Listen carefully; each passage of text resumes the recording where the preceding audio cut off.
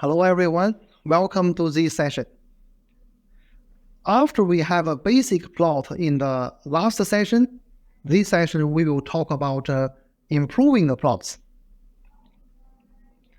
Previously, we have drawn several plots in one figure.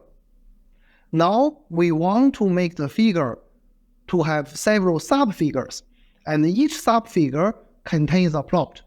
So how to do that? The first command, we should use the subplot function and the tiled layout function. We first use a tiled layout function to make the initial layout. We can say tiled layout with a square with parentheses and comma n. So m is the number of rows and n is the number of columns. So by the tiled layout, we generate the figure layout, right? And then we can use the command nextTile to activate the next subfigure that we want to plot things on. Now let's see one example. Time acceleration as the last session. Now we add two variables. One is velocity. This is acceleration dot multiply time. So question is why we use dot multiply and why not just multiply, and what is the size of the velocity? Because we want to element by element product, right? So that we have to use a dot multiply. So we can see here. And the size is the same as this matrix and this matrix. So it's still that 1 by 21 elements in the matrix.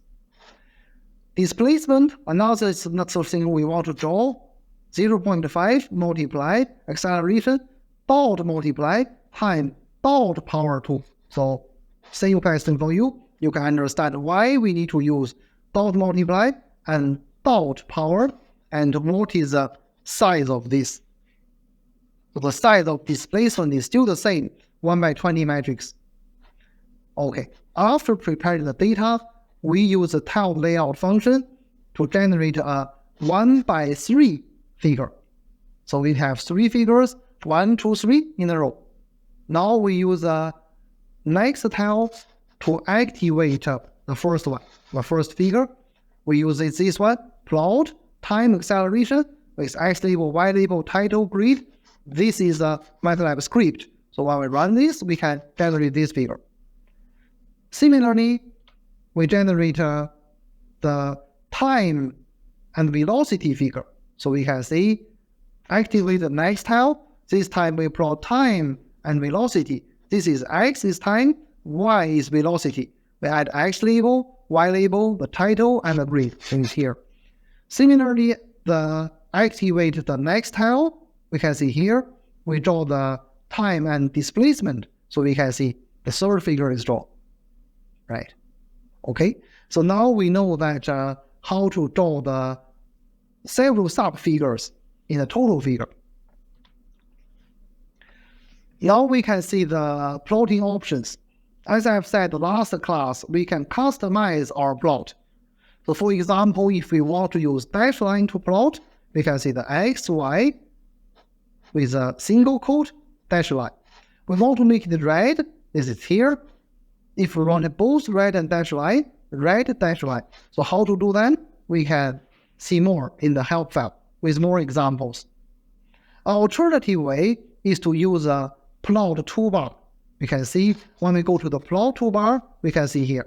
When we put the data here, MATLAB will suggest us many kinds of plot. And by just clicking the button, it will be plotted. So you can learn this yourself afterwards. Now there is a case study to make the plot of the Kepler's third law. So you can see, you can preview the case study, and more details, we will talk about it in the lesson 2 next week.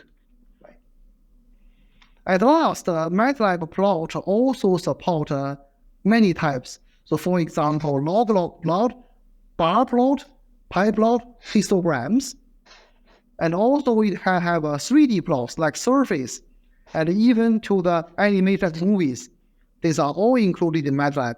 So if you have interest, you can have an overview of these functions. So that's all for this session. And this is the last session of lesson 1, this week's lesson. And we will do some quiz to see if you have understand all the contents. And then there will be assignments. The quiz won't be marked, but the assignments will be.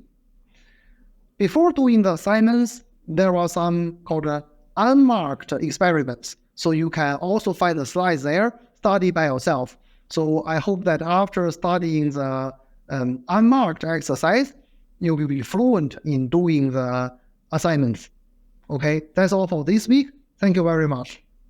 Bye-bye.